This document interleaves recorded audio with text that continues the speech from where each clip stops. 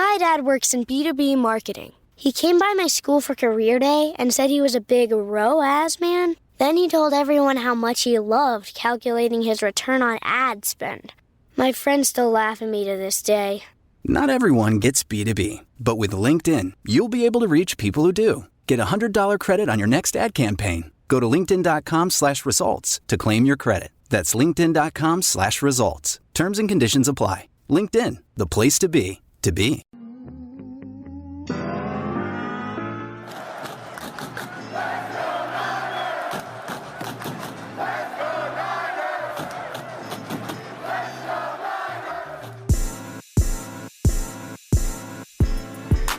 Welcome into 49ers Access. My name is Sterling Bennett, and it seems like every day that goes by we have bigger and better 49ers news for you, and the NFL playoffs haven't even ended yet. Today, a lot of defensive coordinator talk.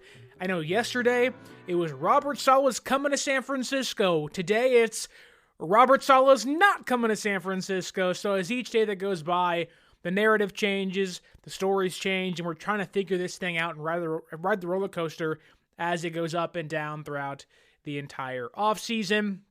Don't forget to like, share, and subscribe, and let's dive into what transpired today, starting at about 7:30 in the morning Pacific Coast time. I was rolling out of bed, and I looked on Twitter, and I saw, oh, great, Liam Coen, the Buccaneers offensive coordinator.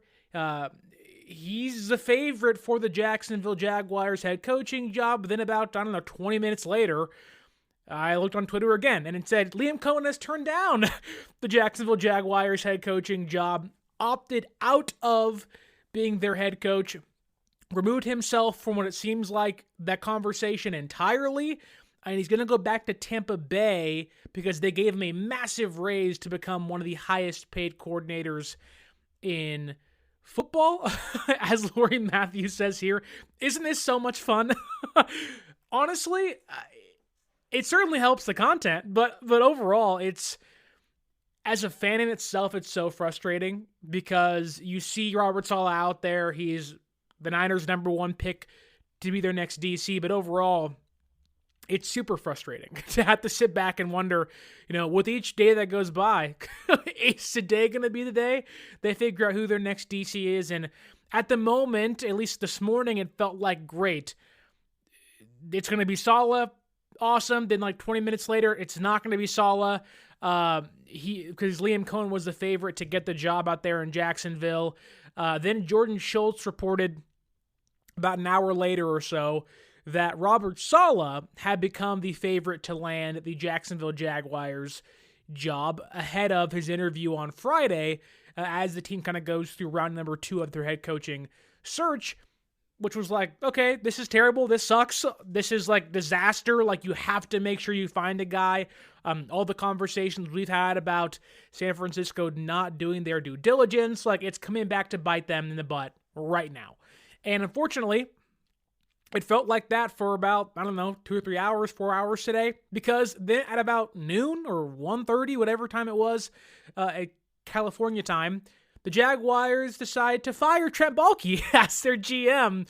It was a wild about 6.5 hours, 5 hours this morning, kind of trying to figure out what was going on with the Jacksonville Jaguars. So again, it's hard to describe just how dysfunctional the Jaguars are. They're in, they're out, they're up, they're down. I don't know why they even brought back Trent Baalke this year. They fired Doug Peterson.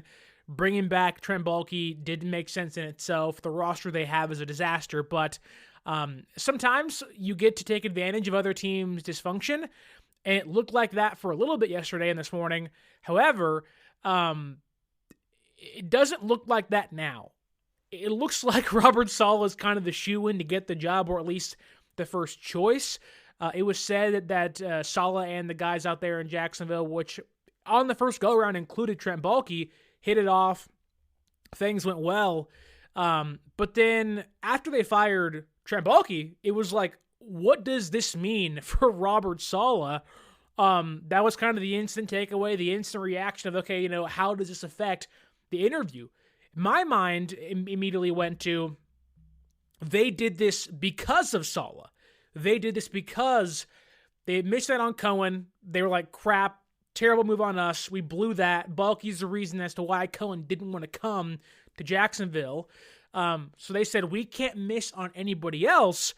And my mind was like, well, the next person lined up for the interview is Robert Saleh. They are firing Baalke to hopefully land Saleh as their head coach. And now that doesn't seem like it's the case. Now, according to Mike Silver and Rick Stroud, Coen didn't sign the contract with the Buccaneers just yet, and the Jaguars are hitting the reset button on their head coaching search after missing on Coen, which now Coen could technically still go to Jacksonville. It's really confusing. It really is. Like, it just like really, it's mind-numbing. And it's like, it makes you scoff and say, how can you be more dysfunctional? Like, the Jets are dysfunctional. The Jaguars somehow are, like, inching closer to that level. And Trent Baalke in itself, like, I don't know how he had a job still. But it was a weird morning. Awkward morning. But let's say that Saleh interviewing for a job on Friday. There are perks now with Baalke out of the building in Jacksonville that help Robert Saleh, right? He can now be offered the head coaching job, and let's say he takes it, he gets to pick his next general manager. He will have, or at least somewhat have, complete control out there in Jacksonville, personnel decisions, somewhat how, like Kyle Shanahan is here in San Francisco, he gets the final say on how things go. I'm sure it's going to be similar to how Ben Johnson will do things in Chicago. It's certainly how things with Andy Reid go in Kansas City, and I'm sure Nick Sirianni as well in Philadelphia, but that's now on the table for whoever picks that Jacksonville Jaguars job, which could be Robert Saleh after Friday. Baalke was widely considered as kind of a joke. Like, if there was one reason to not take the Jaguars job, it was Trent Baalke, because they have a quarterback that is competent. Trevor Lawrence is fine. He isn't great. There's potential still there. They have Brian Thomas Jr. now. They have Christian Kirk. There's some good defensive players, but Trent Baalke is just so bad at his job. Now he's gone. You're like, oh, this spot becomes more alluring to maybe head coaches or coordinators out there wanting to be a head coach in the next year or so. And then the one kind of final connection to Saleh is, I think it's Ethan Waugh. I think that's his name. Waugh. He is the former 49ers director of college scouting. He's going to serve as Jacksonville's assistant GM throughout their head coaching search now, which, funny enough, during Robert Saleh's time in San Francisco, Waugh was in the building, so there are more connections. Obviously, Saleh had coached there in Jacksonville under Doug Bradley, or Gus Bradley, excuse me, not Pinhead himself. Yikes. So there are some connections there to Robert Saleh and company, which, honestly, people like this, like Kyle Chipto saying, watch Coen sign tomorrow at Jacksonville. It can happen. Like, that's the thing, is that as we're all kind of following the news here and seeing what's happening, almost like nothing has changed, but so much has changed at the exact same time, right? Like, Baalke's gone. Coen is still a candidate somehow. Saleh is probably the favorite to land the job based on betting odds currently. And as of this moment, which again could change in a second or so, they don't really have anybody else of like a big name caliber they're bringing in. So anything could certainly change in the next few days, or at least, the next 5 minutes for how things have gone this morning. But it doesn't look good for San Francisco. Firing Trent Baalke, to me, isn't a good sign for San Francisco.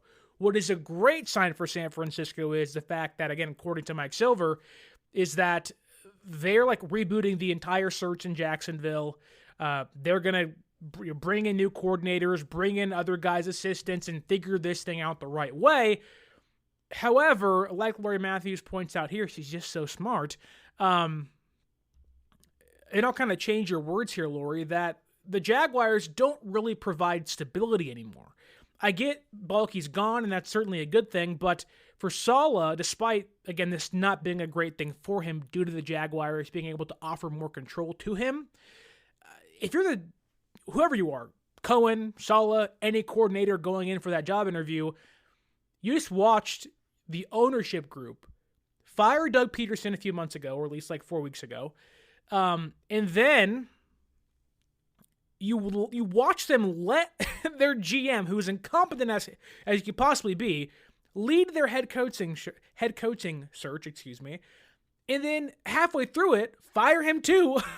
And you're like, I don't know if the owners know what they're doing in Jacksonville. And I get the Cons have billions of dollars and, they're otherwise patient people. It makes you wonder, like, what changed in the matter of 24 hours. Again, I think it's the Coen not signing, if you will.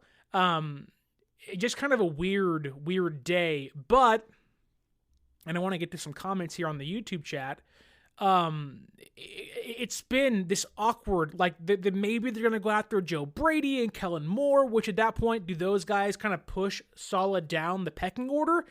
I can see that happening. And also, and maybe it's just me, there are a handful of teams as a coordinator I wouldn't want to go coach at. That's like the Jets, maybe it's the Giants, and it's probably the Jaguars. You can maybe pitch me on the Cardinals being pretty bad to take over. Like, there's just kind of low-level jobs in the NFL. And for Saleh, not to say it'd be a desperation move, but it would kind of come across that way. And again, I don't think it's exactly a desperation move, but it certainly is like, you don't have to take a head coaching job. You don't have to, go out there and pick the Jaguars. Like, I get it. They got Trevor Lawrence and they got Trayvon Walker and they got some, and, Josh Allen Hines is out there and they have Brian Thomas. Like, they have some pieces in place, but there's much more. Like, you can wait a year and the Miami Dolphins job becomes available. Take that over. Maybe it's the Jets job again, albeit Saleh wouldn't go back. Maybe the Giants, who I don't think he'd want to go to. You never know.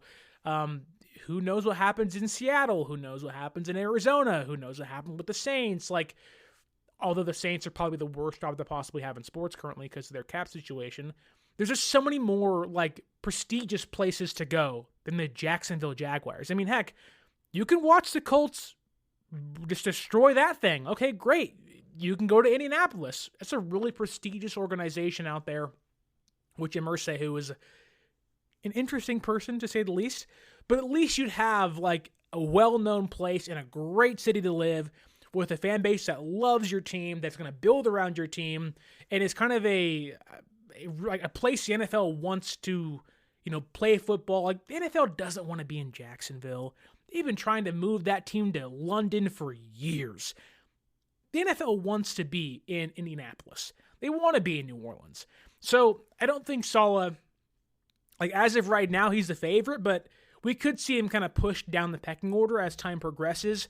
Although I do think them firing Trent Baalke was kind of this preemptive, like, look, we can't miss out on guys like Saleh, like Joe Brady, like Kelly. Like, we got to find our guy. But even then, like, the door is still open for Saleh to say no. People often forget that. Like, yes, it's kind of panic mode, like DEFCON 1, like, oh my God, we're not going to get our guy. And San Francisco has been kind of lackadaisical with how they've gone about things so far this year. At least it seems that way. From the outside, it's like Saleh, a massive gap, Brandon Staley, Deshae Townsend, and then maybe some other guys who we'll get into in a second. Publicly, it's not been a great, off-season search for a defensive coordinator for the San Francisco 49ers. And as we don't hear things, the only thing we're able to react to is what other teams are doing. And unfortunately, other teams are the one being proactive with Robert Saleh and their DC searches. So it does make things confusing. Maybe San Francisco talks to Eberflus. Maybe they talk to Pete Carroll, which we'll talk about in a second here. Like, there are some names still out there, but as every day that goes by, you're kind of just like, it's getting sketchier and sketchier. I'm not liking the outcome or the outlook of it as we progress here. I want to get to some YouTube comments here, though, as we talk about Robert Saleh and the kind of aftermath in the wake of the Trent Baalke firing. Fish and Chips says here at the very top, Staley all the I think he's joking here a little bit, but Staley and the Staley and Sorensen show in reverse. So Brandon Staley becomes the DC, Sorensen becomes the assistant head coach and defensive backs coach. Yikes. Yikes. Bobo says here that Brandon Staley will be the Niners DC and Kyle Shanahan has dropped the ball filling the DC position for the second year in a row. It's very irresponsible of him to not interview more DC candidates. I'm not entirely sure who's to blame in regards to not talking to more people, whether it's Jed York or John Lynch or Kyle Shanahan himself. But yeah, it's been from the public eye, it's been a very irresponsible, very lackadaisical, kind of just like, how can you be this competent? How can you be one of the best front offices, one of the best head coaches, and be consistently competitive and do all these other things great, yet while you search for a really good defensive coordinator, you don't really know what the hell you're doing. It's very confusing because the Niners have earned a lot of leeway and patience. However, they're being patient when they shouldn't be, and that's the problem here. Fish and Chips says, Saleh was never coming. It was his last choice. Surely Saleh's one good offensive coordinator away from being a playoff coach. I mean, yeah, I don't disagree with you, and I think you're referring to going to Jacksonville, not coming to San Francisco. I would say yes. I also don't. You can argue he's one good quarterback away from going to the playoffs. Had it not been Zach Wilson, right, for 2 years there, or Mike White. I think the drawbacks of Saleh, I think he wasn't big enough in the room with Aaron Rodgers to survive a year with Woody Johnson, who is this maniacal owner. And then they made a mistake drafting Zach Wilson. But even then, so did every other team taking quarterbacks in the first round, which would include maybe not Trevor Lawrence, but certainly Trey Lance and Mac Jones and Justin Fields. Like, all of those guys have been, to a certain degree, failures, if not all of them have been busts. Nonetheless, though, I could still see Saleh turning down the Jaguars job. I think that's possible. I can also see, despite what today kind of gave us report-wise, I can see the Jaguars not wanting a defensive-minded head coach. I think that was kind of the big thing with their search, was that they want to find an offensive-minded coach to pair with Trevor Lawrence. That wasn't Doug Peterson. It certainly wasn't Urban Meyer. So I think they got to get this right. I think that's why they fired Trent Baalke. They realized, oh crap, we are not a place coaches want to be because of this guy. Get him out of here. Again, missed on Ben Johnson. As of now, missed on Liam Coen. Like, there's reasons to believe that despite them liking Saleh, he also never was their first choice either. So it does feel like he's their fallback, which awesome, but that can also kind of put them in a place where San Francisco's at, where it's like you're waiting on Saleh to pick between two lovers, and you're like, bro, just pick one now, right? But we shall see what happens. Bobo says here that Robert Saleh and Jacksonville makes sense because the owner is Persian, like Robert Saleh. Sure, there's certainly a connection there I can see happening. Let's see if we have any more comments on the YouTube chat that I can talk about here really quickly. Kawachipto says everybody forgets the Saints, the one nobody wants. It's very true. They have negative $26 million or more in cap space. It's just incredible how mismanaged they are at the top. It's a disaster. That said, if I was a young coordinator, I'd want to go there to get head coaching experience and then hope to kind of leave, get fired, if you will, go be a DC or OC somewhere else, build up my pedigree again, then be like, I have the head coaching experience somewhere. But that can also kind of backfire on you. Titans next year could be an option, sure. That's all true. There's better jobs likely out there next year. Niners Goat 16 asks, what has Saleh proven? Saleh had the best defensive personnel of any Shanahan team. I think I'd push back a little bit on that, but I see what you're saying. Saleh and his defense gave up 21 points in the fourth quarter in the Super Bowl. Time for something new. This episode is brought to you by Allstate. Some people just know they could save hundreds on car insurance by checking Allstate first. Like you know to check the date of the big game first before you accidentally buy tickets on your 20th wedding anniversary and have to spend the next 20 years of your marriage making up for it. Yeah, checking first is smart. So check Allstate first for a quote that could save you hundreds. You're in good hands with Allstate. Savings vary. Terms apply. Allstate Fire and Casualty Insurance Company and Affiliates. Northbrook, Illinois. I think it's hard to sum up how good or bad somebody can be in one quarter of play, right? Because Saleh in his time in San Francisco, and even with the Jets, was really good, right? Better run defense. At times it was great run defense. They were great against the pass. They were getting turnovers. They were getting takeaways. He made relatively unknown personnel or bad personnel or good personnel, he raised those guys to the next level, whatever that may be on the chart. But if we're kind of categorizing people as like unproven because they haven't won a Super Bowl or maybe in one quarter of play they didn't do well, I don't think that's fair. I think that the issues, like, don't forget, Saleh's defense picked off Mahomes twice in that Super Bowl.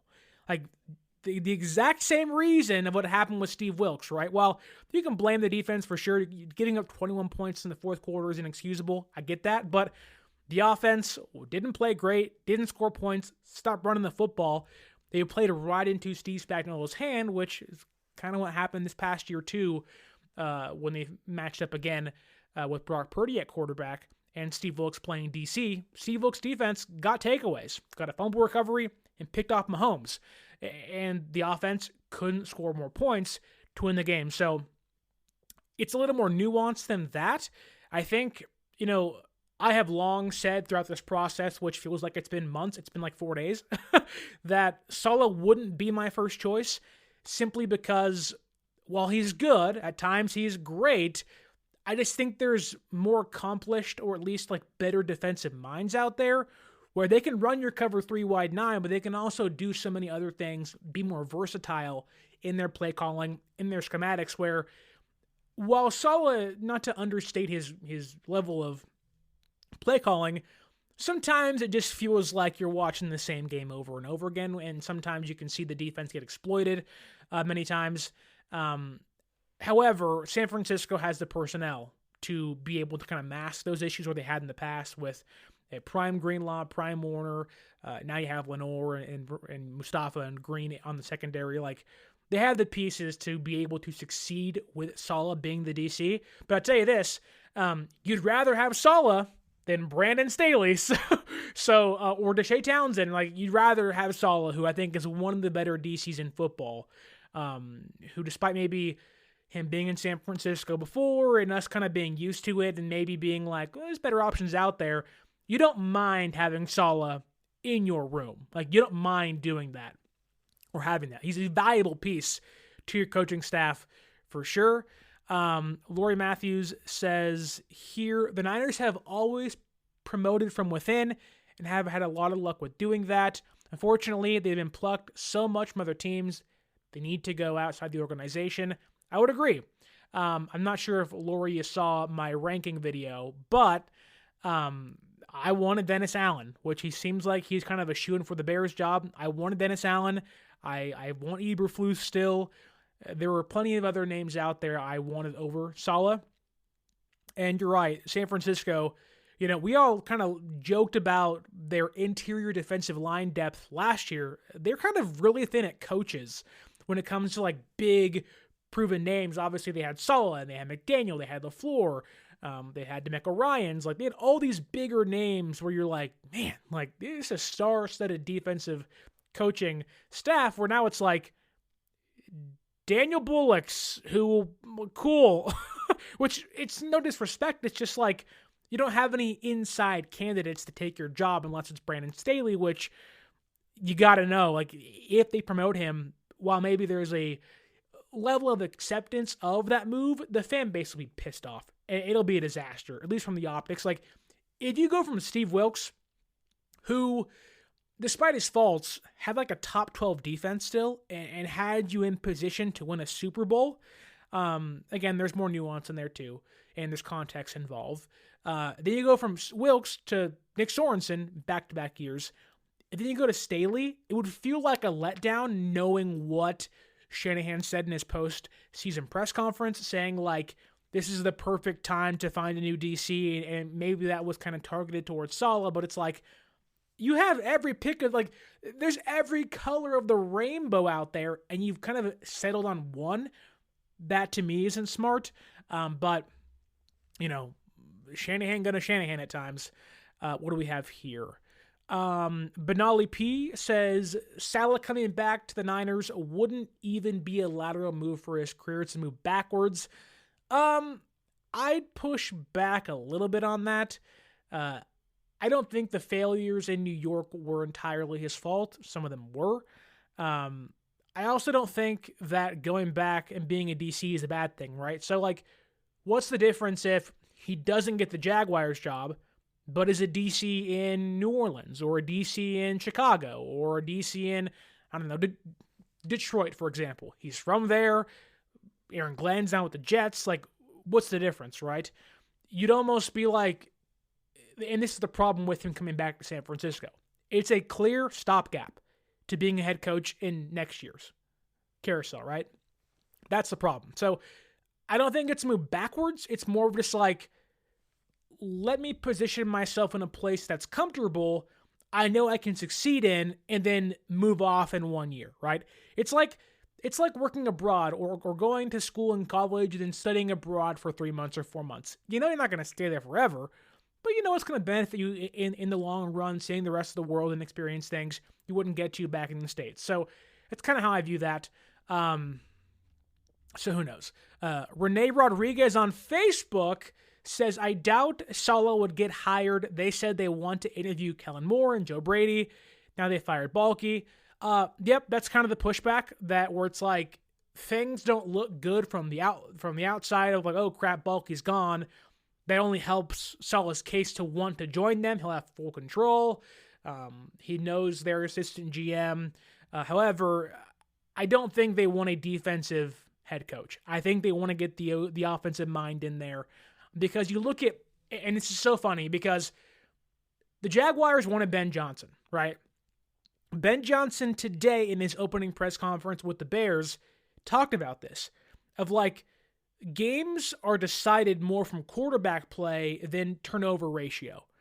And I think if you're the Jaguars, you see you're in a division that has, the Colts are kind of floating around. They're relatively competitive, but they haven't really put things together with Richardson just yet, and may never do that. Who knows? You have the Texans that are really good, but this year was an off year for them, and there may be some instability down the road when guys get older and free agents leave. You never know when they have to pay guys and stuff. They could lose Slowick in 2 years, as well. So you're like, there's reasons to believe they could, the Jaguars can make a jump in a year or two because they have some pieces in place. So you get Joe Brady in there, who worked really well with Josh Allen. You get Kellen Moore, who I don't love a lot, but has seen a lot of success the past couple of years as an OC. I think that's the route they want to take, knowing that the AFC South is kind of up for grabs. Like, the Titans are a joke. So, like, you can pounce now on winning the division if you get the right head coach in there. Benali P says, I also think that head coaching jobs in the NFC are more appealing than the AFC.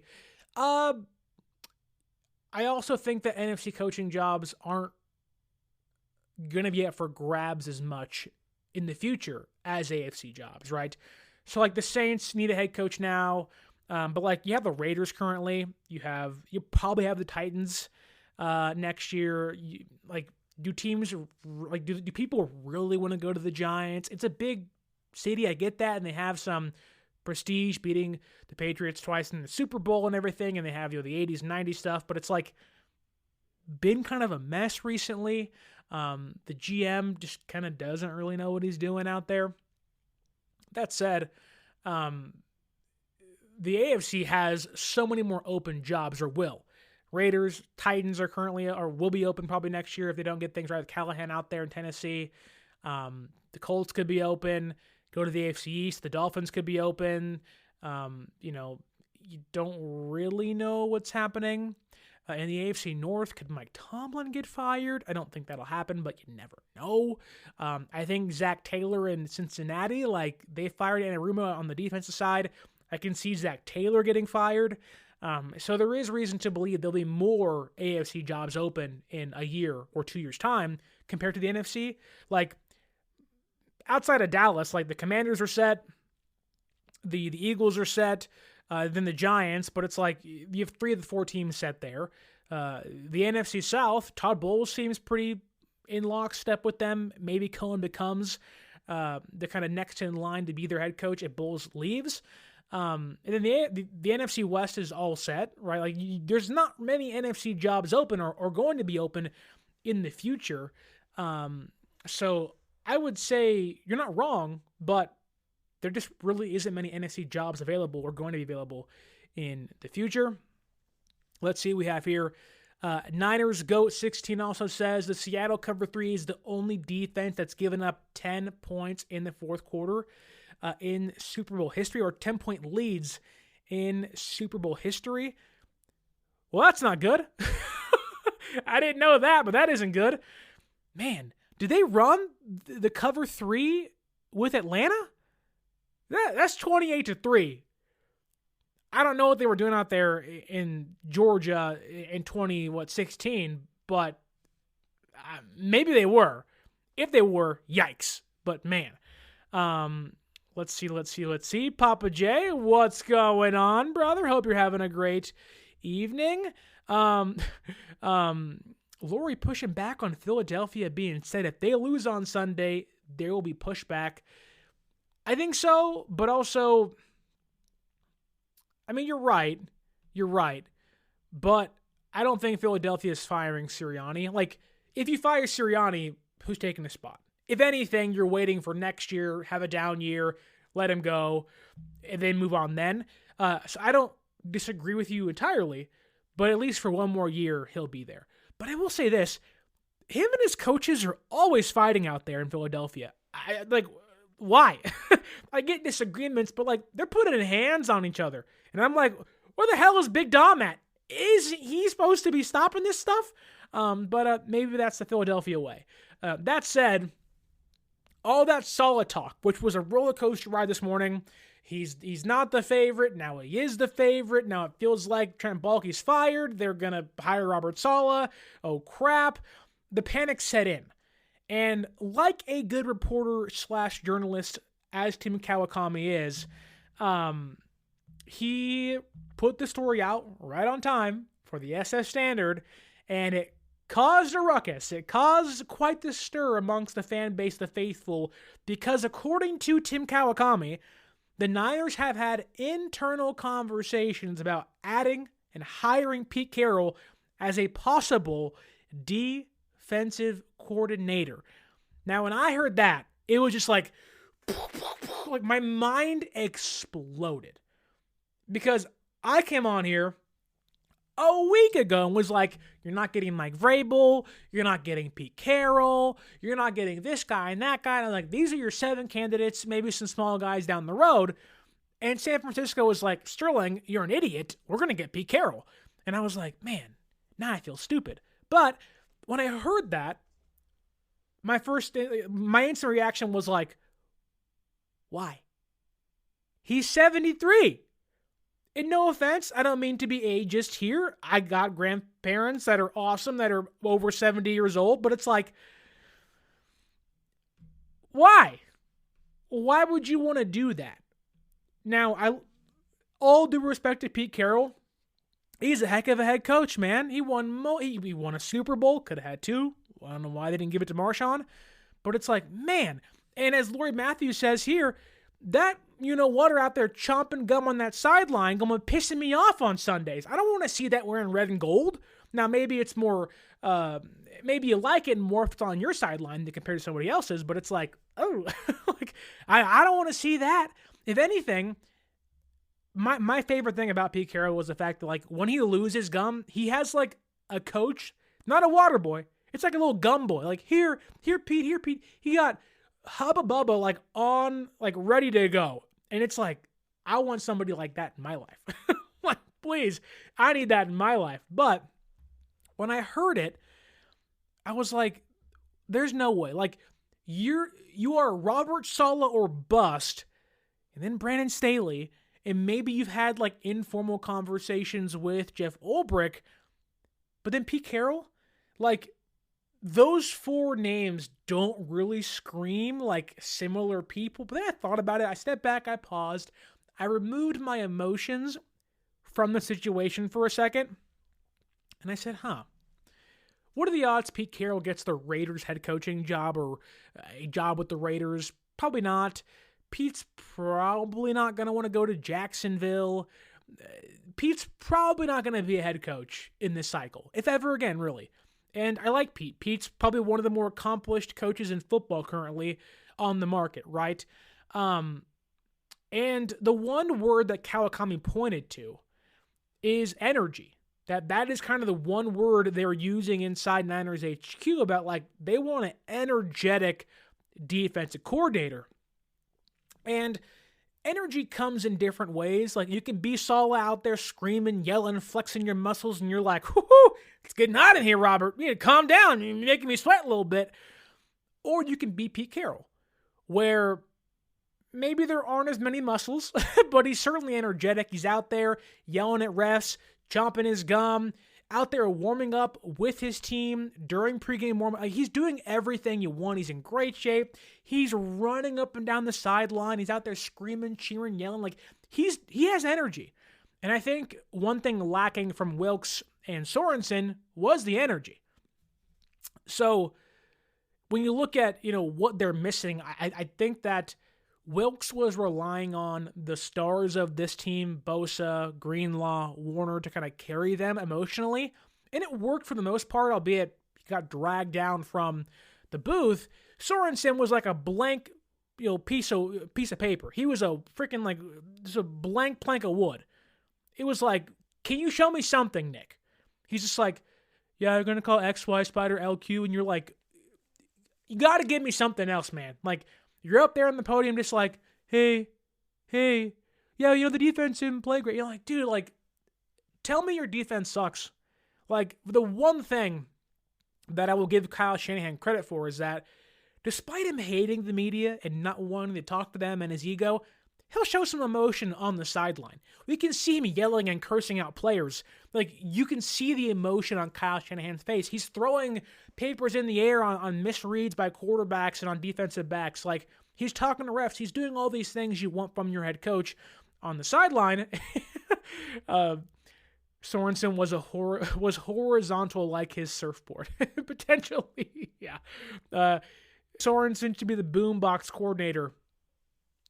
At least he can be quiet there, just like vibing, like, yeah. It's like, okay, that's a good job for you. But if you're Kyle, you can see, like, hey, if I can get, Saleh back in here, if I can get DeMeco Ryans in here, if I can find Jeff Ulbrich, these meatheads that are smart, but they're just meatheads that love football. They want to play, they want to break something. It's like Limp Bizkit's break stuff is their theme song. Like, that's how they live their lives, and you're like, heck yeah, brother, sign me up for that. And you don't always have to be that way. Again, Pete Carroll is 73 years old. His energy is so different, right? It's almost infectious, like, oh, it's my grandpa. He looks great. Like, man, you're making me want to run. The 73-year-old Pete Carroll is out there doing laps and doing bench press for like 9,000 pounds. Man, you make me want to do that. Okay, Pete. Like, it's like a different form of, pushing your guys to reach their potential. If good old Grandpa Pete can do it, so can you, Fred Warner. Good old Grandpa Pete over there can chomp 30 pieces of gum on one game day. So can you, Lenore. It like pushes your guys in a different way. But, I want to give Pete credit. Like, Pete, all his time in Seattle, for as many jokes as we can make about his age and how he hasn't been in the league for a year, and, towards the end of his tenure in Seattle, it really wasn't that great. However, Pete always had his guys ready to go. Like, no matter how bad Seattle was, you hated going into Lumen Field. You hated it. Like, it was the worst possible place. That place was a house of horrors for Niner fans, for anybody else. Like, the last place you wanted to play was Seattle. That's why that win in 2019 was so big. It was like, oh my goodness, monkey off the back. You finally beat Seattle in Seattle. And a lot of that's due to Pete Carroll. He always has his guys ready to go. They're fully prepared. They're over-prepared. Their personnel might suck, but they're going to beat you in different ways on special teams, on punts, on kickoffs. They're going to find ways to keep themselves in games. And if you mess up, they're going to win some games they're not supposed to. A lot of that is due to Pete Carroll. And I think a lot of that should be kind of given credit to him, as his name is mentioned as a defensive coordinator candidate in San Francisco. Now, to clarify Kawakami's report, Kawakami did not say San Francisco has had conversations with Pete Carroll. He didn't say that, right? Kawakami said there have been internal conversations about the idea of Pete Carroll. And the reason why I think that is because when you look at who San Francisco is targeting, it is this cover 3, wide 9 scheme.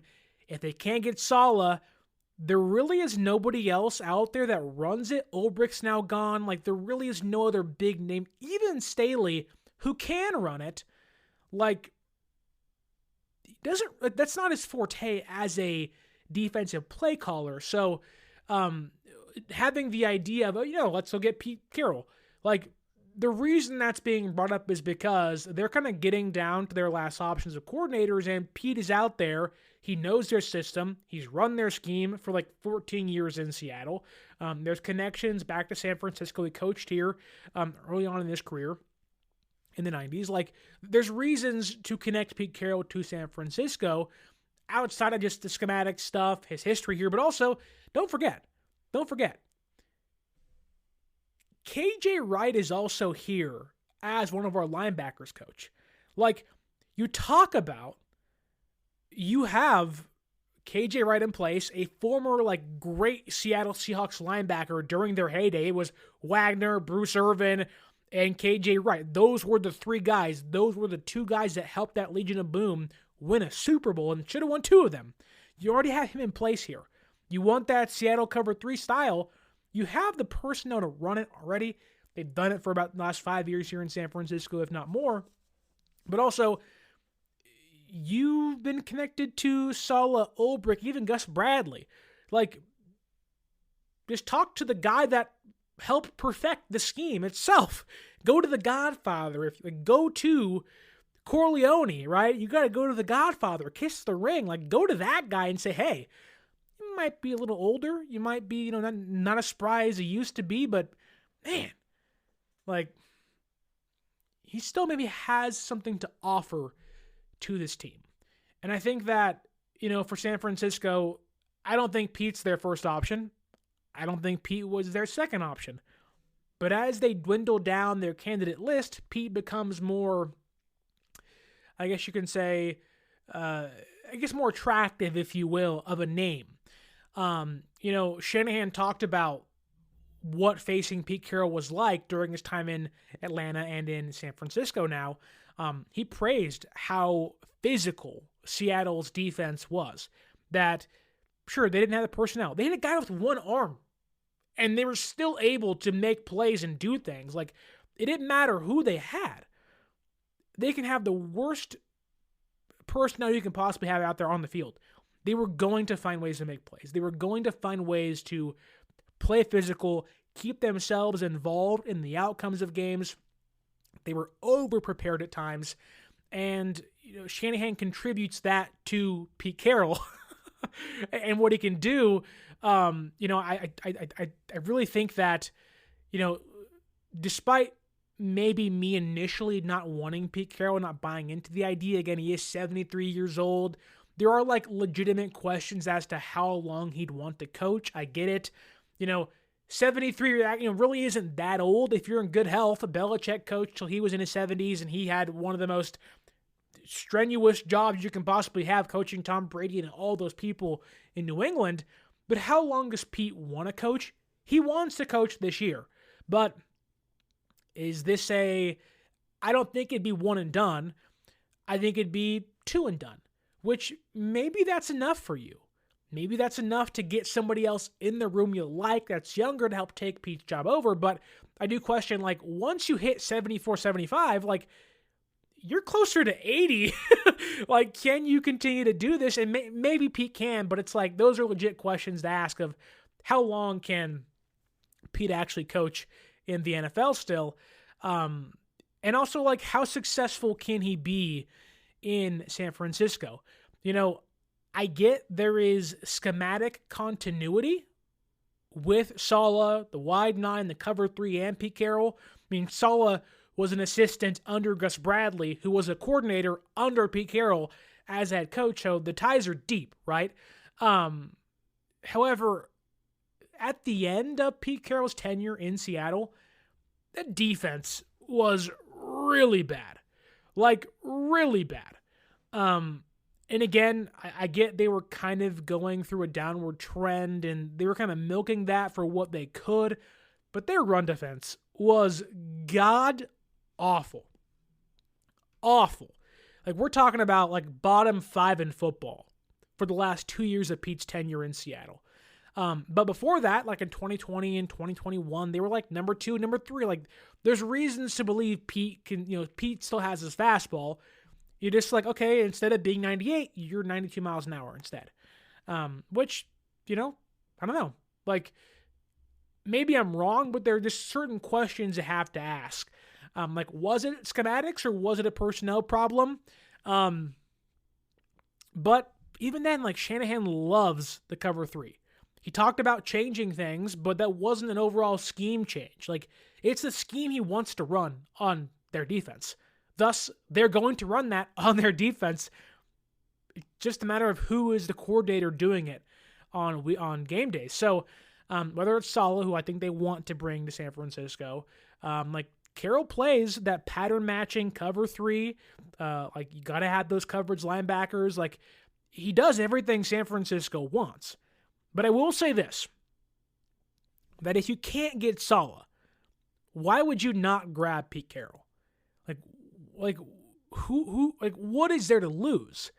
If your first option leaves elsewhere, you can blame them for not talking to Eberflus and Allen. Sure, I agree with that. But if you are like dead set, we got to run this scheme, why would you not pick the guy that helped perfect it in Seattle? Like, why would you not do that? That to me makes the most sense.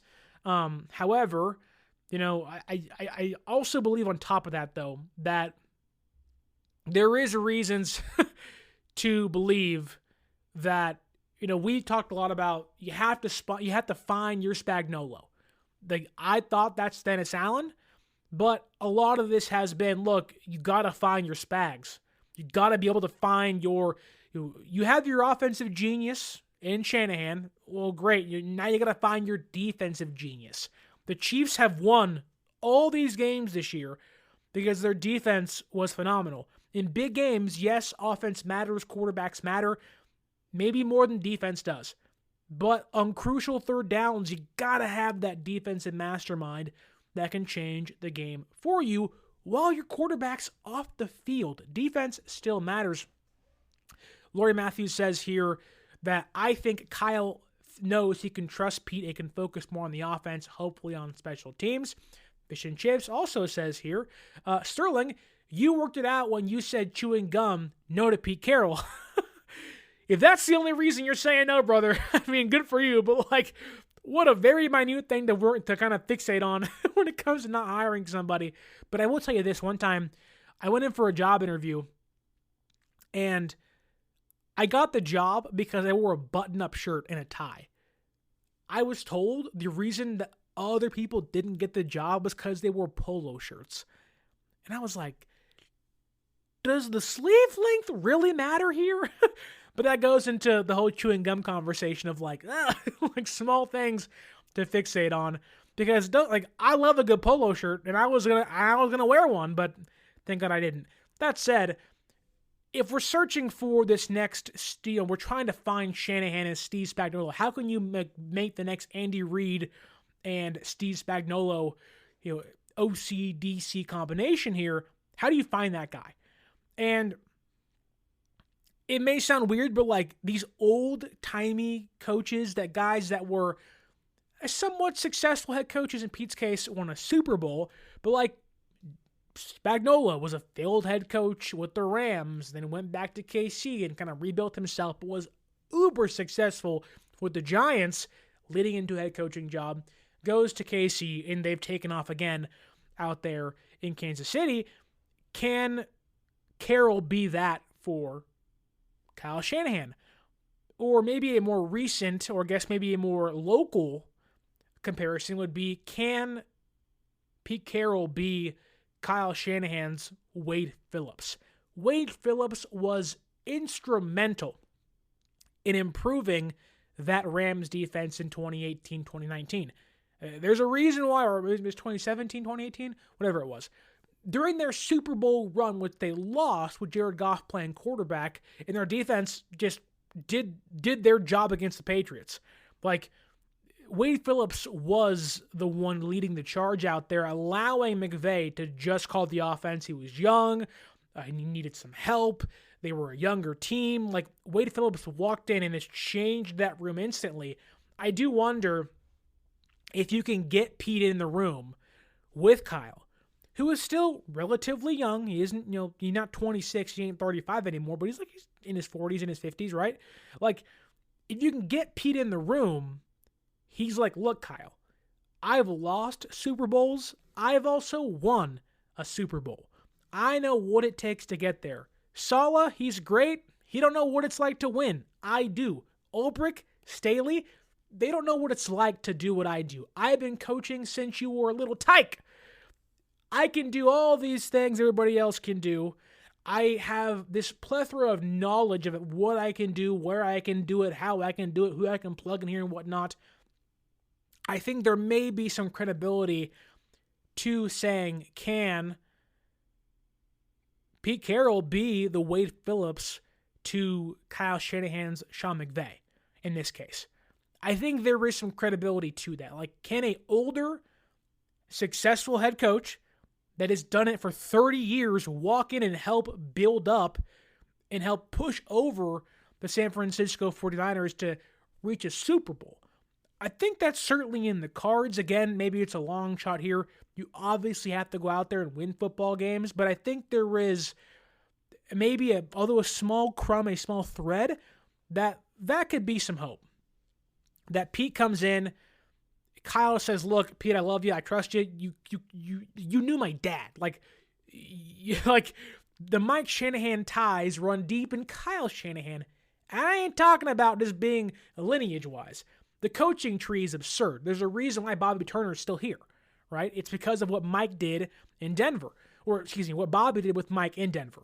So I really think that while obviously Pete wouldn't be my first choice, still isn't, I think that while they toss the idea around, it's almost like really easy to buy into it once you get past his age and questions of how long can he coach.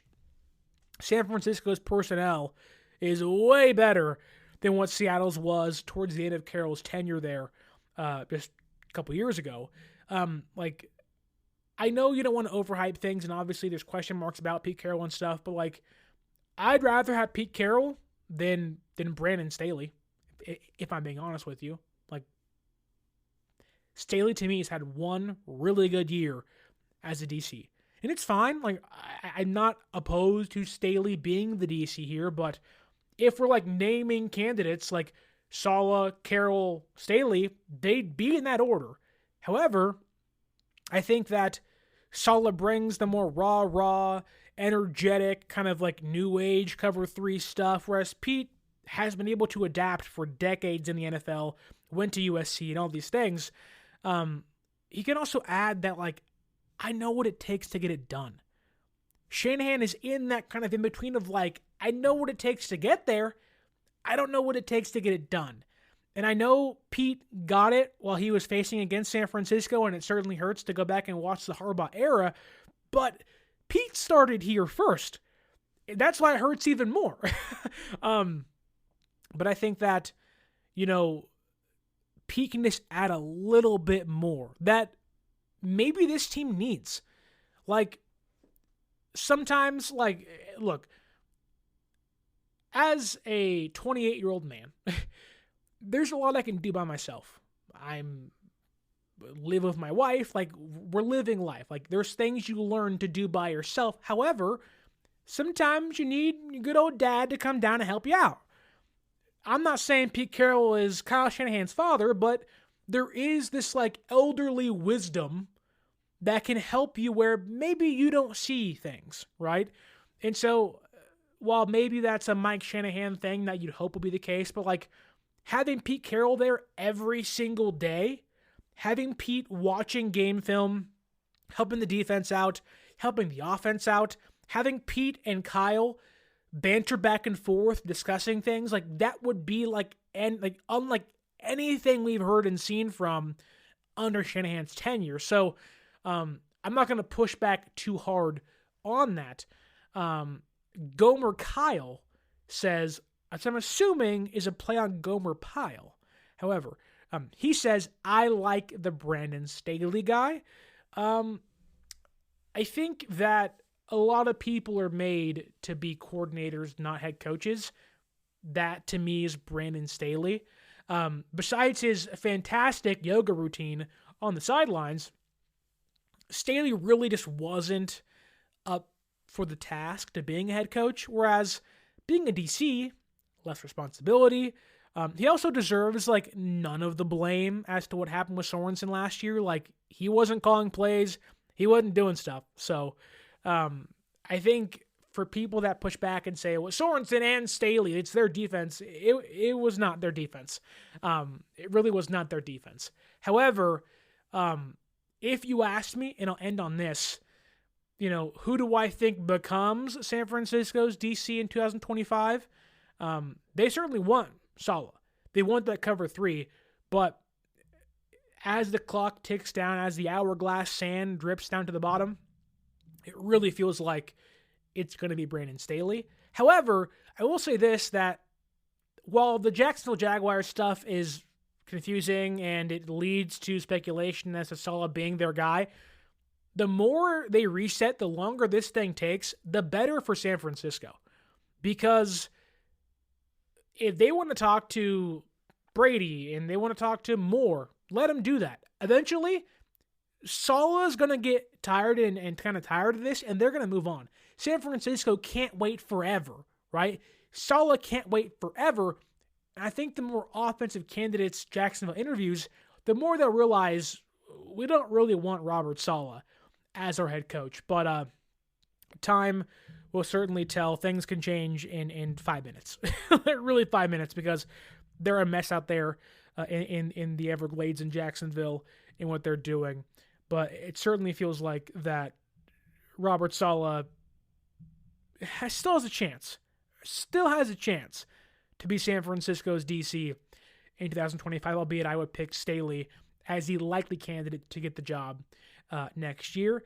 That said, tell me down below, would you really want Pete Carroll to come to San Francisco? Can we call him Big Meat Pete? Is that too much? That's Pete Alonso's nickname, but what is Pete Carroll's nickname out there? I don't watch Seattle football unless we're playing him, but what is Pete Carroll's nickname? If he comes to San Francisco, can we call him Big Pete Meat? Is that too much? Or Big Meat Pete? Is it weird? It may be a little weird. I digress. Tell me down below who you want as your next San Francisco 49ers defensive small meat Pete. It's good. It's good. Choppers is good too. Can we call him Dentures? That's good. Can we call him Dentures? That feels like what you're looking for out there as your DC. Yes, Eberflus, I like him too. I would love him to be here.